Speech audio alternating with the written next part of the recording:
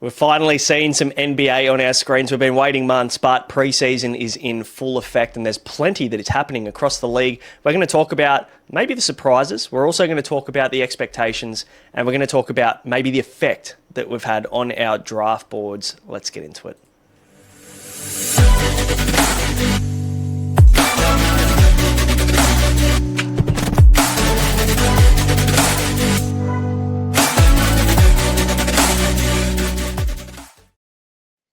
Yes, hello, welcome to the Ball Logic Fantasy Basketball Podcast. I'm your host, Braino, joined by Horse in the studio. Horse, we've got NBA on our screen. We've had a week of it now. Life's just better, isn't it, with NBA on the telly? Oh, it's delicious.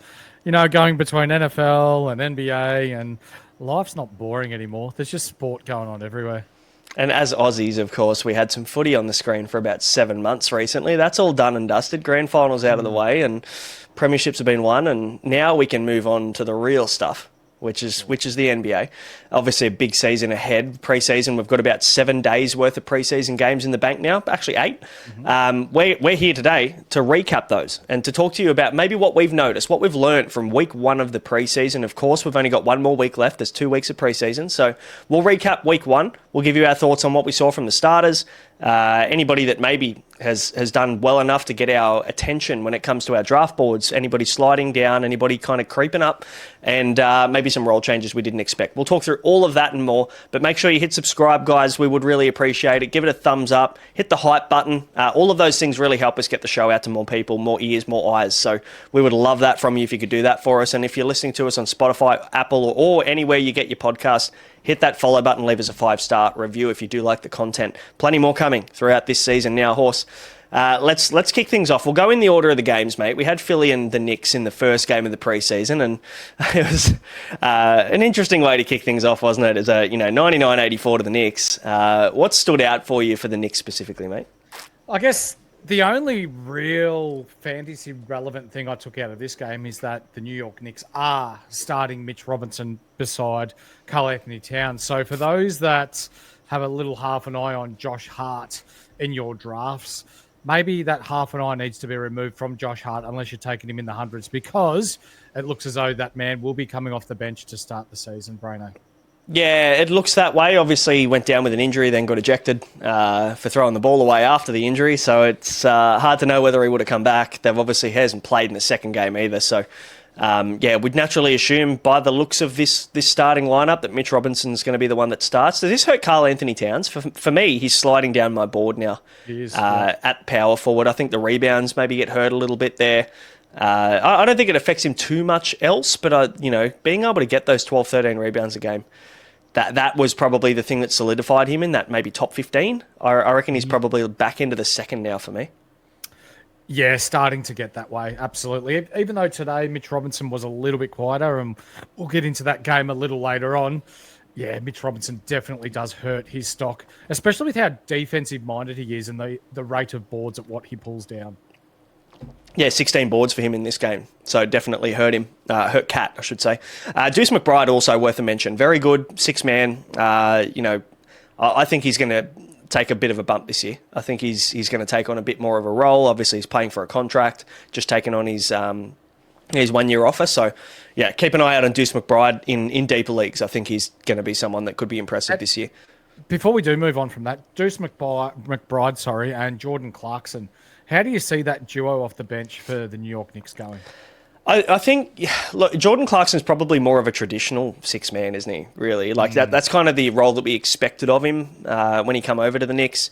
I think Deuce McBride could honestly, I don't think he slots himself in as a starter, but I think he could potentially play more minutes than Jordan Clarkson this year. I think, if I was leaning a pick, I'd definitely be leaning Deuce McBride, just on upside more than anything. We know what Jordan Clarkson can do, but I think McBride's got a bit of room to move there when it comes to potential. Very quickly on Philly, mate, the thing that stood out for me, I think, first of all, Edgecombe was solid. Defensive stats are great from him, so it looks like he's going to get us some stocks. I reckon he probably starts as well to kick off the season. So that's my bet anyway. I don't mind taking a flyer on Edgecombe.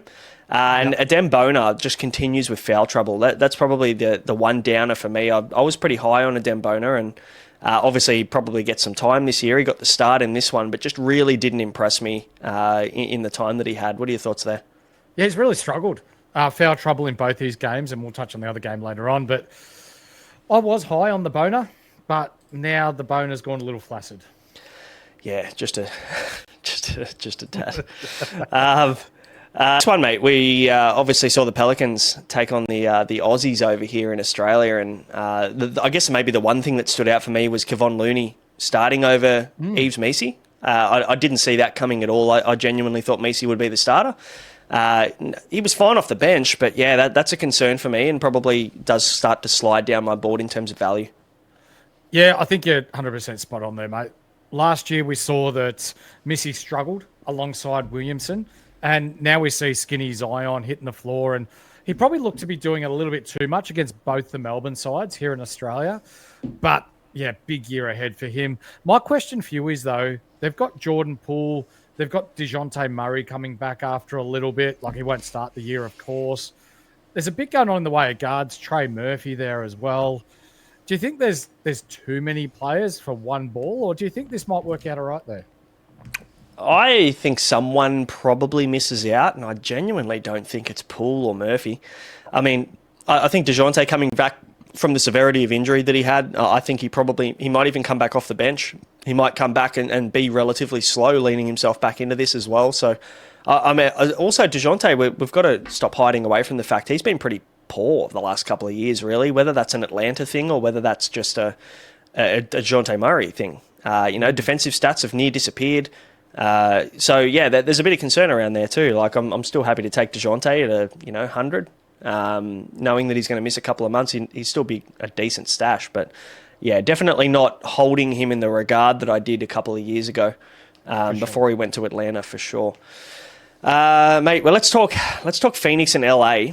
Phoenix knocked off LA in this one. Now, I guess when it comes to the starters, maybe the only surprise, we're missing a couple of the regulars here, of course, but Ryan Dunn looks to potentially have locked up that starting power forward spot. Any love for him?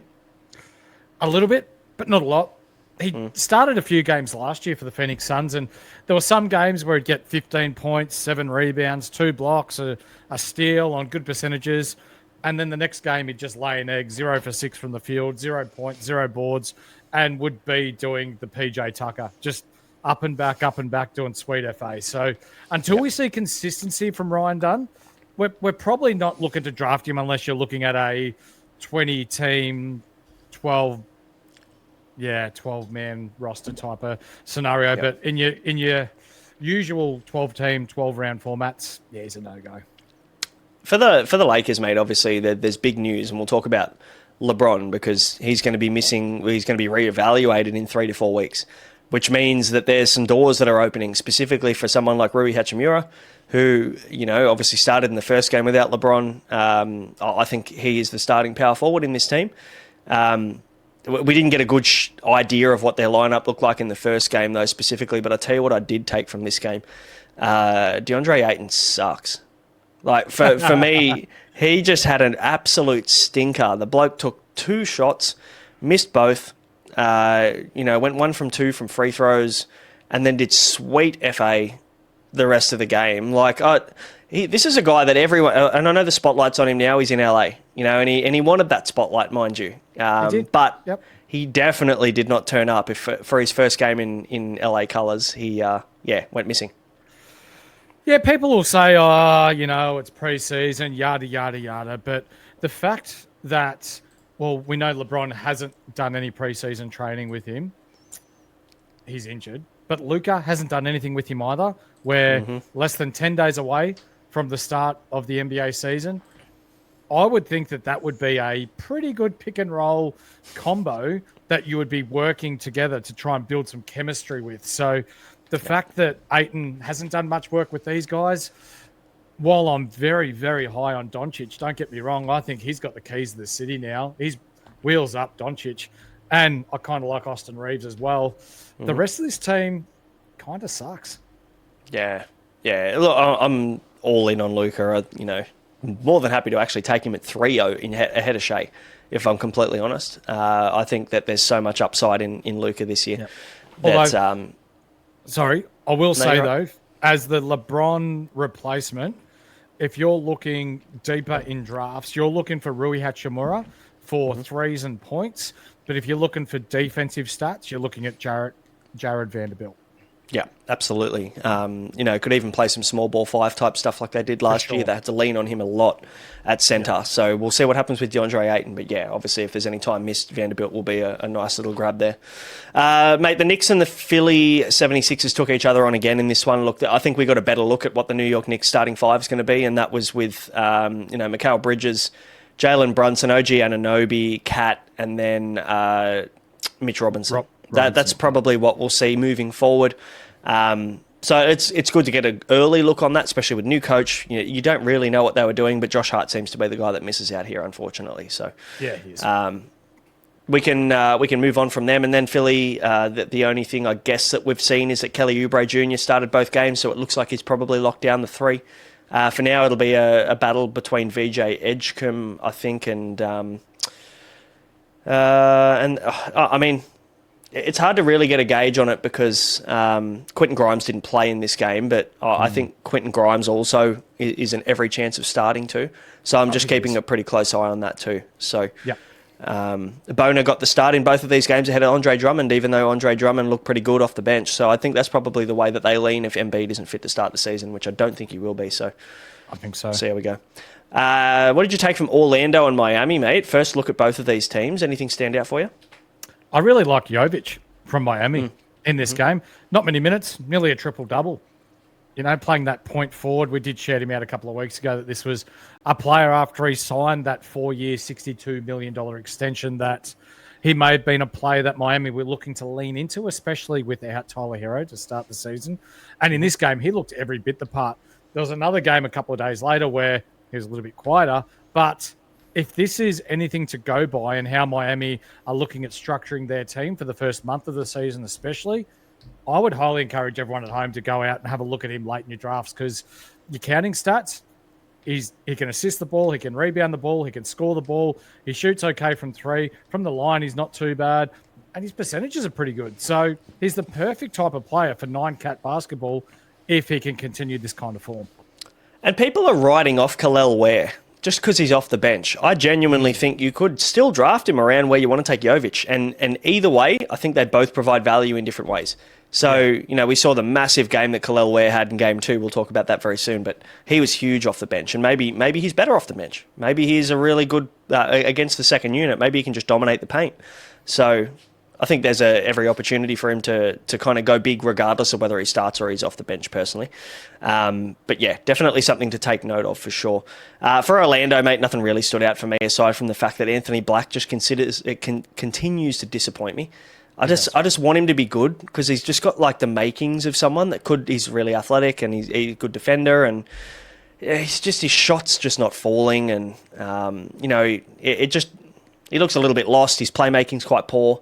It's a shame because I was really high on him in the draft and just not delivering just yet. But for Orlando though, like for me, they're quite deep. They're able to go 8-9 deep on the bench and not lose too much. But someone that people are sleeping on, this player, he does a lot of things well, but not a lot of things great, and that's Wendell Carter Jr. So he's someone that you can pick up late in your drafts, and you're going to get your 14, 15 points, 7 or 8 rebounds, couple of assists. He can stretch the floor as well, shoots okay from the line, he gets the occasional block as well. He does a lot of things okay, but just not anything exceptionally well, Braino. yeah, Wendell Carter Jr. has been drafted 138 to 160 at the moment. So yeah, there's a lot to like with him. He's a nice little he can get you threes as a big man. He get you boards.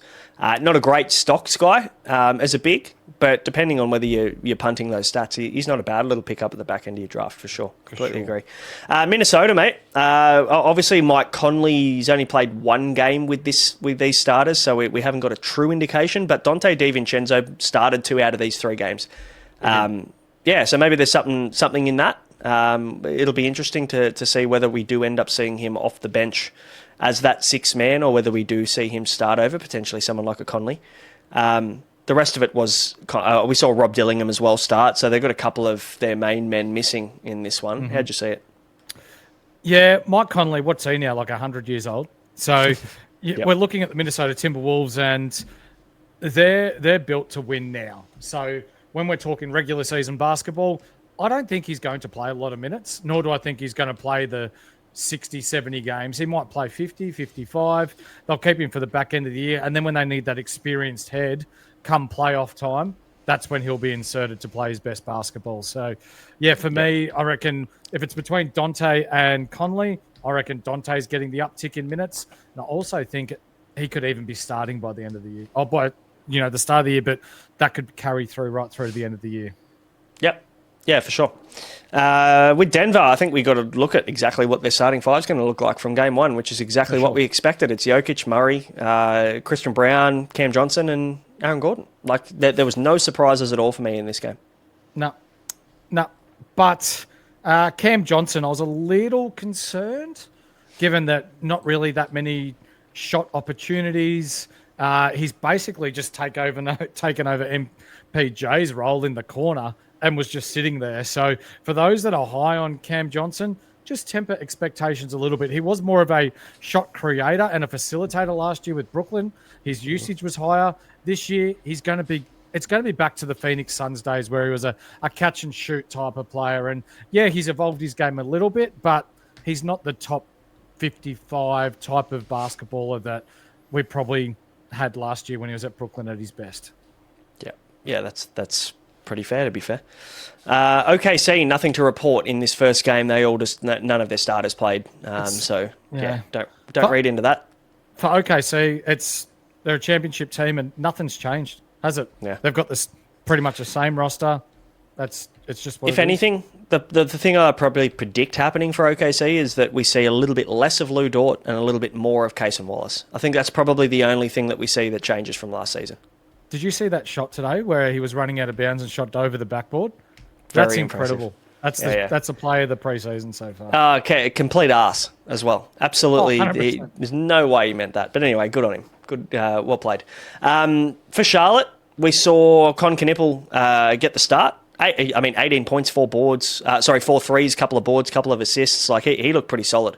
I think he is a draftable guy at the back end of your draft. I think if he gets a start, which is still a question mark, I don't think he does. But if he does get a start and he finds himself in this starting lineup, I think there's a lot to like with his game. I think he'll get better as the year goes on. But the big thing that stood out for me was Moussa Diabate. It looks like he's probably the guy that gets first crack at centre. Mason Plumlee came off the bench for both the games that they played. So it's if you need a centre at the back end of your draft, Moussa Diabate could be the play. Kind of has to be. And as a big Charlotte Hornets man, they're going to suck again, unfortunately. Yeah, that's right. Golden State, mate. The one thing I took from this is Moses Moody or Modi Moosey. He started both games in this starting lineup. So, yeah, I don't know how much to read into that. Brandon Pajemski, I thought, was going to be the starting shooting guard. That might still be the case, but Brandon Pajemski played off the bench and Moses Moody played the two, in the game recently when Curry started. So, yeah, I'm keeping a very close eye on that because Moses Moody has a really kind of fantasy-friendly game. He gets his stocks, he can score the ball, he shoots threes. Like, there's a lot to like about him. So if he can find some regular rotation minutes, especially in the starters, he's draftable with 24, 25 minutes a game. If he's coming off the bench, Golden State's my other favourite team. P.S. for everyone watching at home. I really like Pajemski coming off the bench more so than when he starts. So when you got Curry, you got Butler, they're the ones that are getting the usage. Draymond Green and Al Horford, they're old as balls out there, the Golden State Warriors. But you bring Pajemski back to that bench unit with Buddy Hield and the likes, and all of a sudden he'll be creating, he's dishing to the corner. Like, that's where he's going to get his counting stats. So if you see Pajemski coming off the bench, I like that more. Yeah, and Draymond Green started at the 5 in that first game for Golden State. I don't think he'll do that anyway. I think they'll be looking at Al Horford. So we'll get a better look at what that second lineup looks like, and I think that's where Brandon Pajemski drops out of the starting lineup and Moses Moody moves to shooting guard. So, all eyes on the Golden State Warriors, but they've got a pretty friendly schedule to start the season as well. They play a fair amount of games, so if you want to get a leg up early, maybe get an early lead in your comp, they play the most amount of games across the first 4 weeks. So, yeah, worth keeping an eye on them. let's talk Milwaukee and Miami, mate. It's Kevin Porter Jr. that started at point guard that probably was the main thing that I was looking at. Miles Turner, he was pretty quiet in both of his games, to be fair. I'm interested to see how he fits in with Giannis. We haven't seen that yet. That's probably the main thing that I'm looking for personally. But Gary Trent Jr., I think he's probably every chance of starting in this lineup too. Milwaukee are just going to suck all year. That's the reality. Unfortunately, so yeah. KPJ perfect from 3 today, 4 for 4 from 3. Looked fairly good. He's definitely locked into that starter's role. But as we know, for those that have played fantasy previously, he can really stink it up and just chuck shots up at any given moment. So this is Giannis's team. But yeah, Miles Turner. I'm not so sure. I'm questioning the fit there at the moment, even though we haven't seen him alongside Giannis too much yet.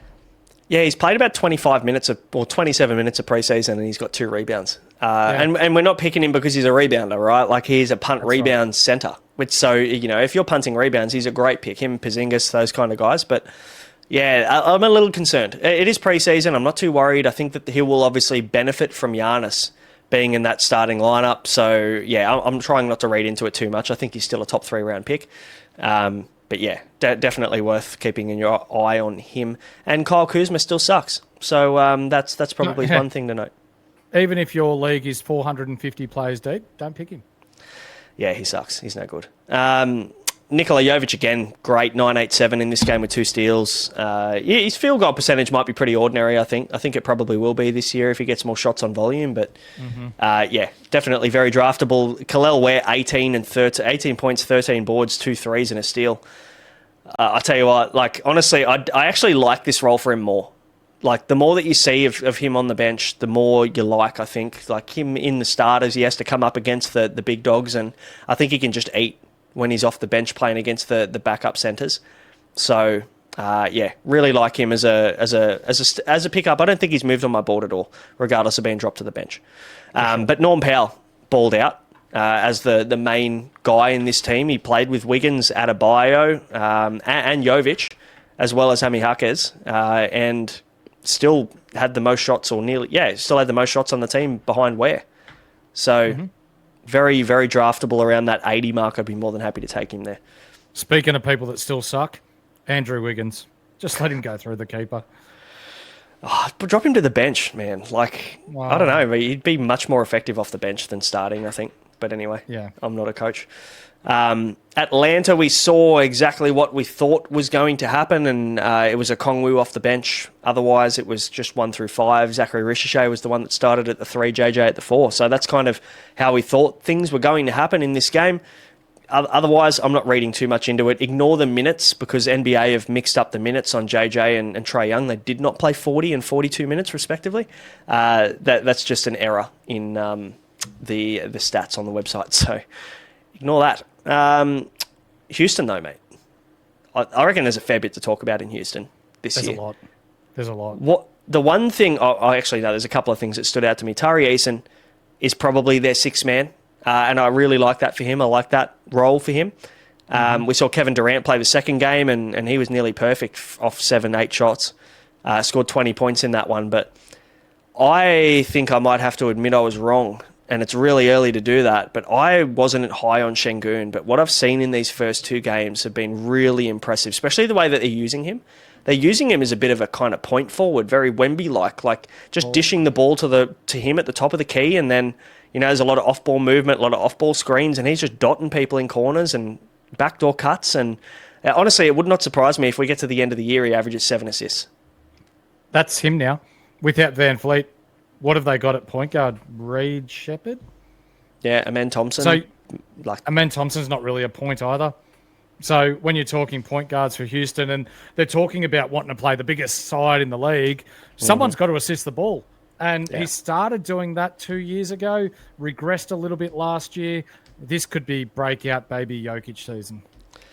Yeah, I wasn't high on him, but I tell you what, after what I've seen the last week, he's screaming up my board. That's for sure. We saw him get 12 assists in the game recently. He got 6 assists in their first game. He was in foul trouble, of course, early on, but regardless of that, he had the second most usage on this team. So I'd be very keen to be probably taking him in like late second now, maybe. But we'll see. We'll see.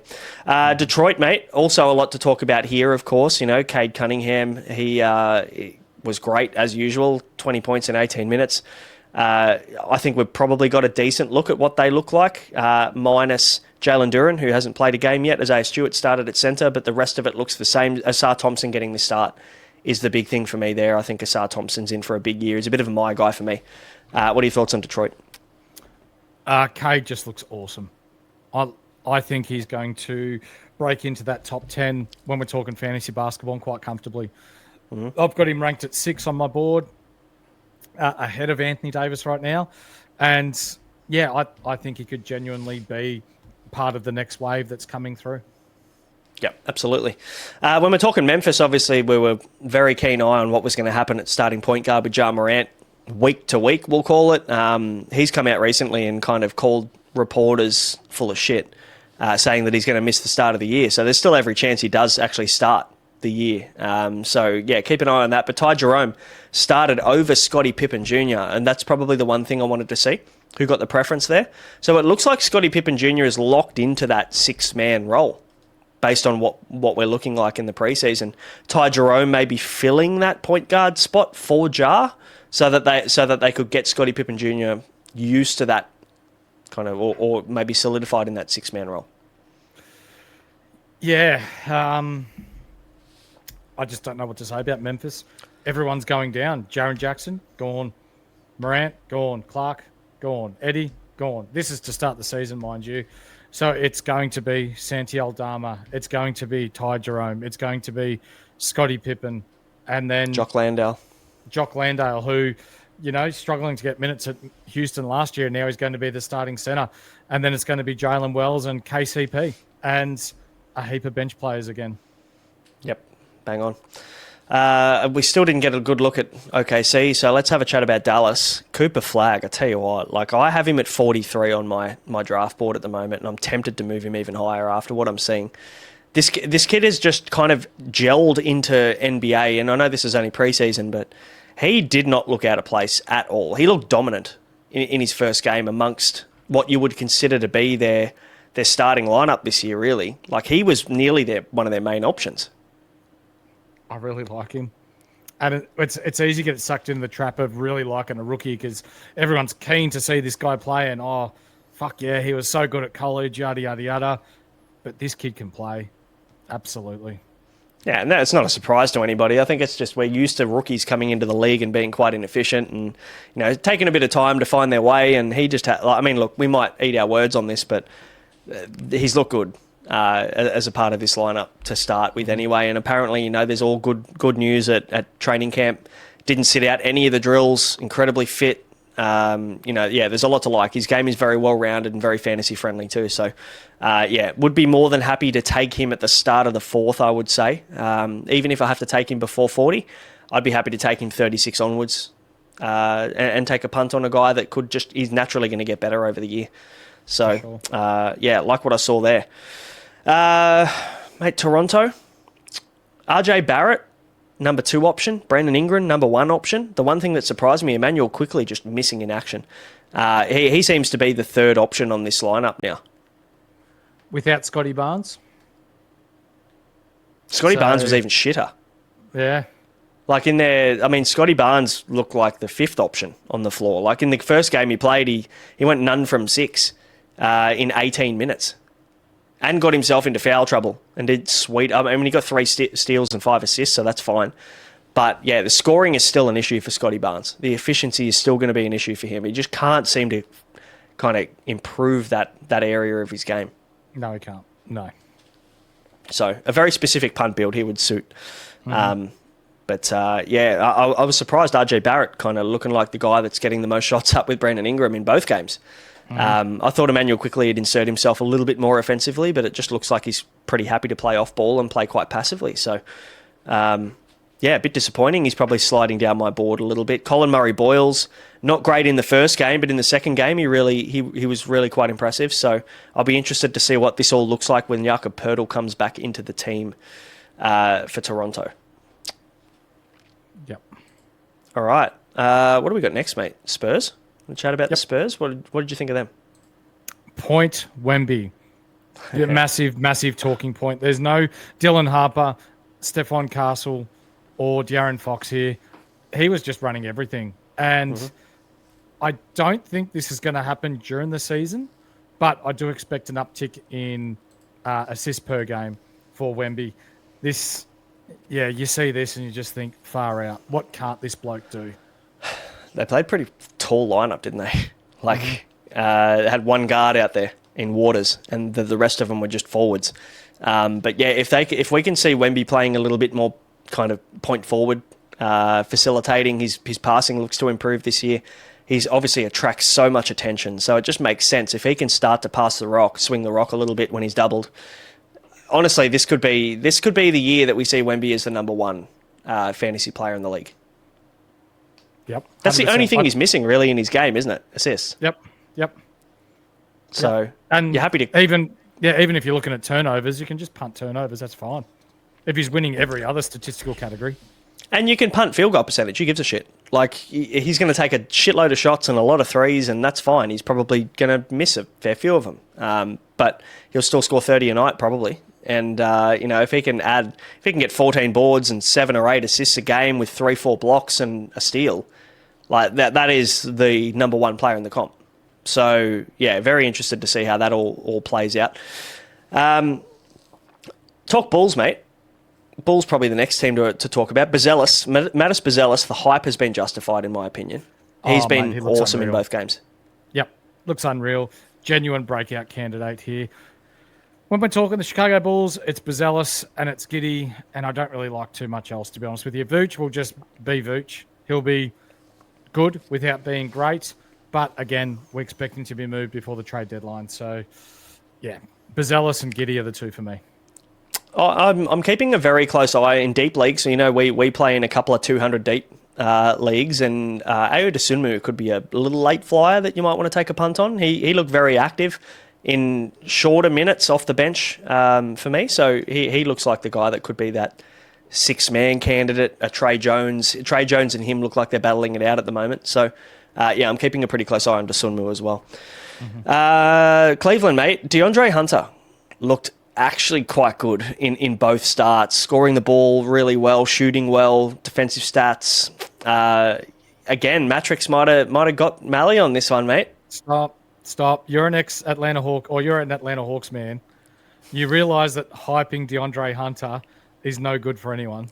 Mate, it's great for the stocks that I have in his rookie cards, because I have about 50 of the bastards sitting here, rotting, wasting away in a container, and I want to sell them. If anybody wants to buy them off me, I'm probably just going to wait until he balls out for a little bit, and then I'm going to try and get rid of him at top price. Smart.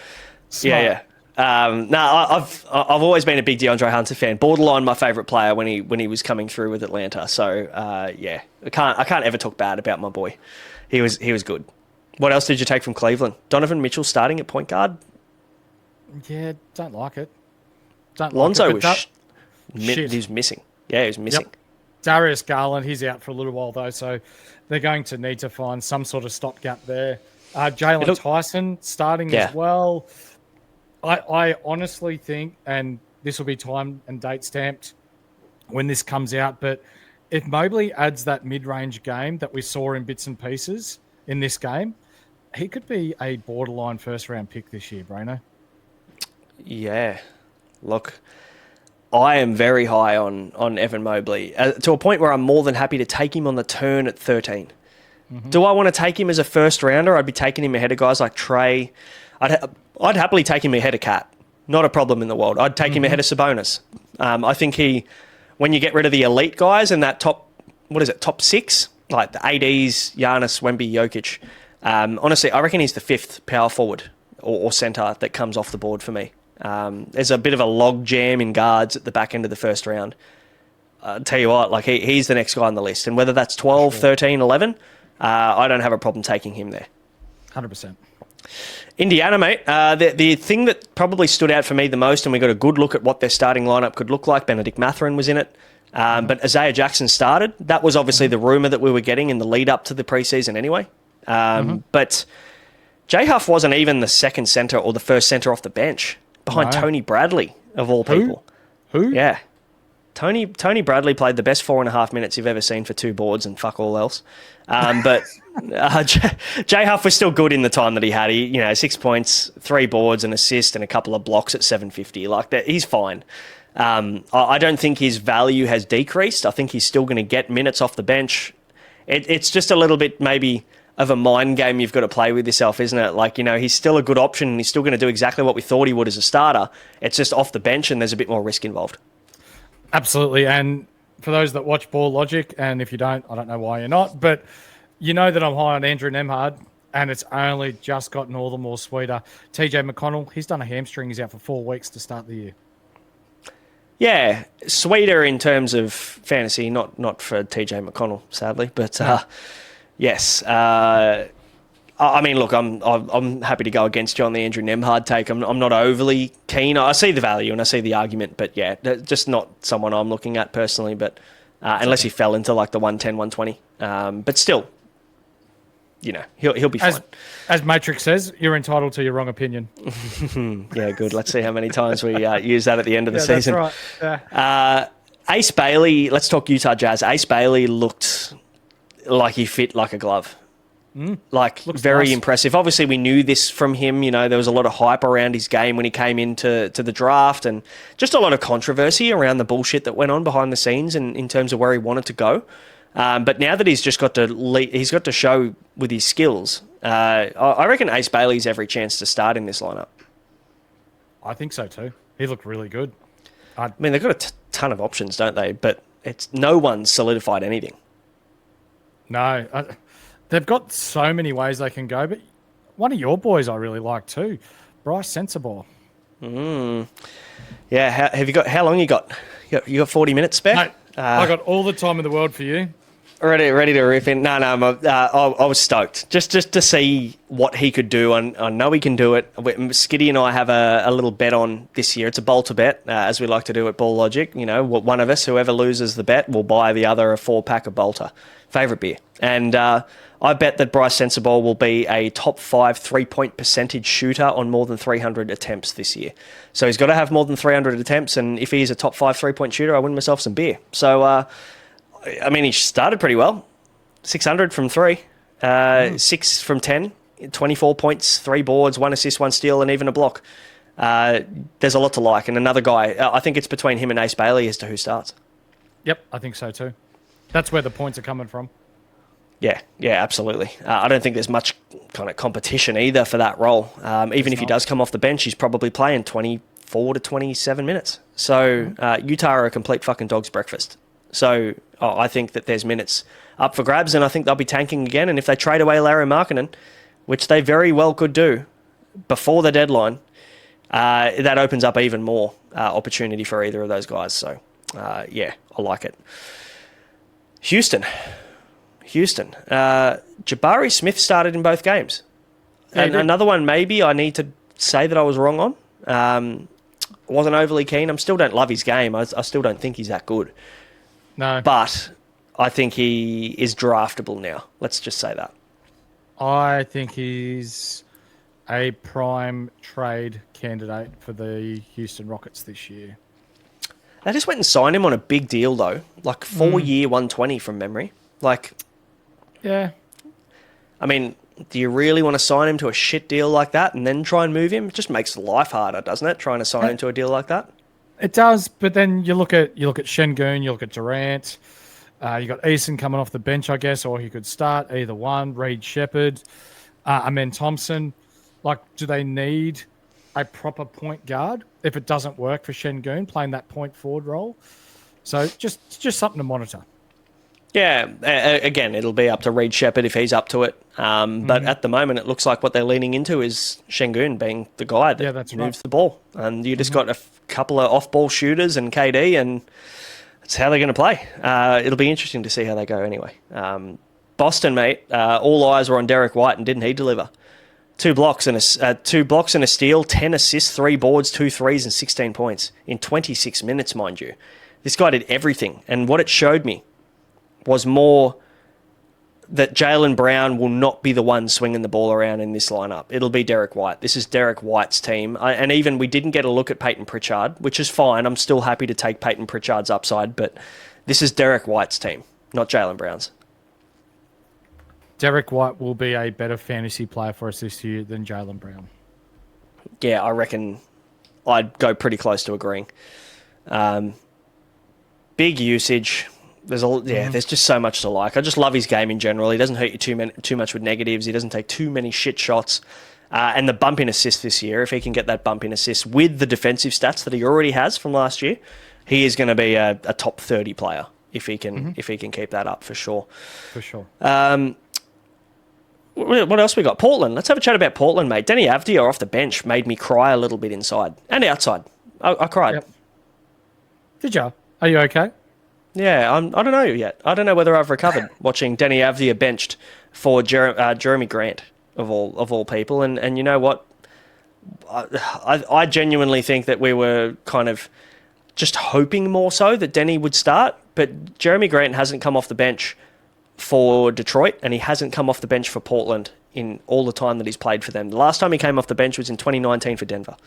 So, I don't know. Do we think something's going to change this year? I hope he still starts because that gives Portland the best chance of winning.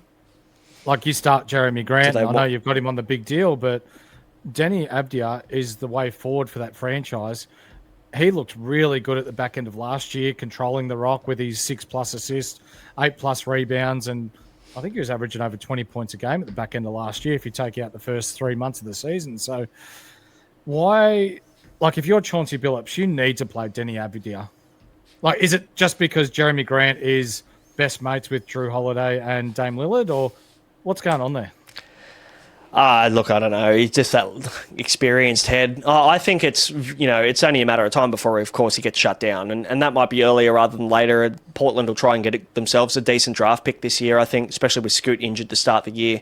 Who knows whether Drew's there in a month. They might try and deal him. I genuinely think that they're just going to try their best for the first couple of months, be shit, and then, go full tank. So it's a matter of time before Denny starts. It just is the value there early in the season. It might deter people. I'd still happily take him in around that kind of, fifth round. Someone I want to ask you about, though, and he's kind of going unnoticed, and for those that don't want me to bring up this guy's name, I apologise, but Tamani Kamara, yeah. Shoots threes, stocks, assists, plays a lot of minutes, knows his role, no fuss kind of player. Mm-hmm. Happily take him at the back end of your drafts. Punt field goal percentage, wheels up. Not a problem. I think he went sub 400 last year. This year, I mean, again, he took 13 shots for 6 makes, but 4 rebounds, 3 assists, 1 steal, 2 blocks. For a guy who's, I honestly wouldn't be surprised if he averages a block a game and a steal and a half a game this year. Like the stocks are there. I mean, but they put polls out to the current playing group, and Tamani Kamara was a man that came up in conversation as one of the best perimeter defenders in the league. So obviously they think of him quite highly. And this is a team that's got Matisse Thybulle in their team as well. So potentially Drew Holiday, potentially the best guard /3 lineup defensively that there could be in the NBA. That just makes up for how shit house Shaden Sharp is on defense. Someone's got to protect that bloke. Yeah. Someone's got to protect him. What else have we got, mate? We got the Kings. The only thing I took from this was that Dennis Schroeder got the start at point guard. Otherwise, not really much else to take from that. No, nothing. As we would expect from him. Sabonis, probably a little bit disappointed, really. Is the ball going to go through his hands like it has previously, or your Levine, your DeRozan, your Schroeder, are they going to take away from his usage and therefore less assists, less opportunity to get involved in the offense? Yeah, just a little bit of a question mark there. His usage was still high. He just didn't get the assists. At 29 usage, so like behind Daquan and Plowden, he still handled the ball the most. But who? Some bench bloke. Zach, when you've got so many ISO-centric players in this lineup, though, it's Levine, it's DeRozan. I mean, Keegan Murray's a catch-and-shoot kind of guy. But Dennis Schroeder, to be fair, is a decent facilitator, but I'm interested to see how that all plays out. Keep an eye on Sabonis. He's sliding for me. I'd say I probably wouldn't be taking him in the top 20 this year, personally, in drafts.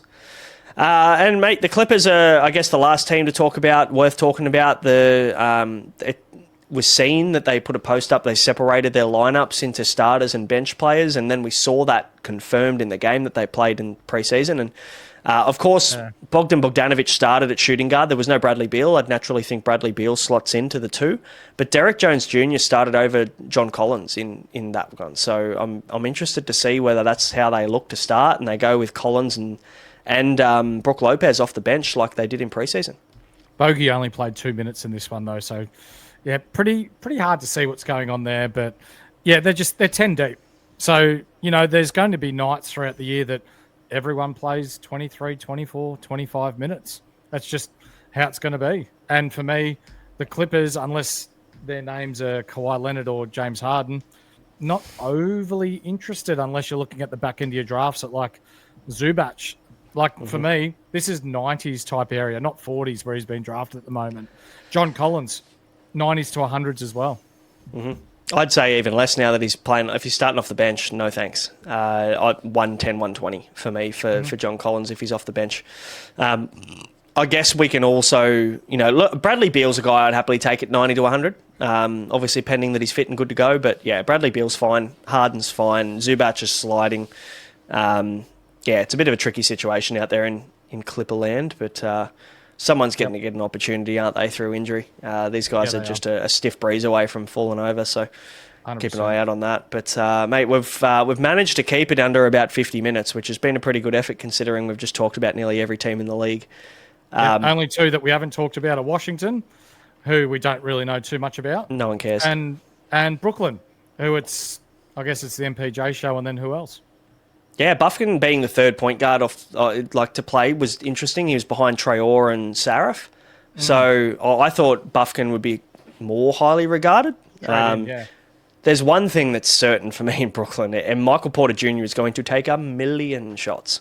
And he honestly could have a great fantasy season this year. Yep. That'll do us, eh? That'll do. Yeah, week one in the books. We'll come back and recap week two at the back end of next week as well. But, guys, that'll do us. Obviously, we've got plenty of content coming for our Patreon subscribers, so if you want a little bit more from us, link is in the description below. Just give it a little click and sign up. Less than $10, $10 Australian for a month. That's $2.50. Coffee's pretty cheap, pretty expensive over here in Australia, so it's a third of a cup of coffee a month to get access to us. So, get involved. And, hit subscribe, like, follow, review, hype, all that shit. That would really help us. Thank you for, first of all, watching, but secondly, if you're doing that kind of stuff, we really appreciate it. Thank you. We'll be back for plenty more content. Mock drafts are coming at you twice a week moving forward as well, so stay tuned for them. If you want to get involved in our mock drafts, you can. We just keep an eye out on our X profile, Ball Logic NBA. Follow us on X, follow us on Instagram at Ball Logic NBA, and you'll be able to see when we have some draft spots, mock draft spots open. Only a couple of spots left in our $100 head-to-head 9-category league as well, 12 teams. So send us an email at insightleagues@gmail.com and we'll get you in there. We're looking at drafting next weekend or potentially even this week. So keep an eye out there. Thanks for watching, guys. Appreciate it. We'll be back for another one very soon. We'll catch you then. See ya.